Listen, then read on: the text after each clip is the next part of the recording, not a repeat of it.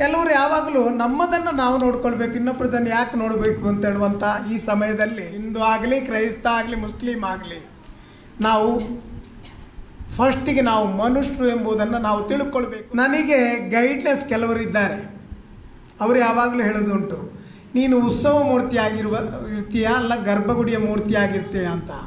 ಆವಾಗ ನಾನು ಹೇಳಿದ್ದ ಮಾತು ಒಂದೇ, ನಾನು ಗರ್ಭಗುಡಿಯಲ್ಲೇ ಇರ್ತೇನೆ ಅಂತ.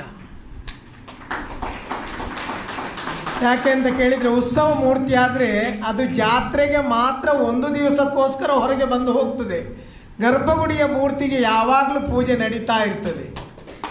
ಹಾಗಾಗಿ ಎಲ್ಲರೂ, ನಾನು ಅಂತಲ್ಲ, ನೀವು ಹಾಗೇ ಇರಬೇಕು. ಯಾಕೆಂತ ಹೇಳಿದರೆ ನಮಗೆ ಹೆಸರು ಬಂದಿರ್ಬೋದು, ಹೆಸರು ಕೊಟ್ಟಿರ್ಬೋದು, ನಮಗೆ ಸ್ಥಾನಮಾನ ಎಲ್ಲ ಸಿಗ್ತದೆ.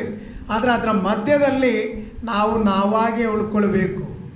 ನಾವು ನಮ್ಮಿಂದ ನನ್ನಿಂದ ಎಂಬುದು ಯಾವಾಗ ಬಂತು ಅದು ದಿನ ಅದಕ್ಕೆ ಕಮ್ಮಿ ಆಗ್ತಾ ಬಂತು.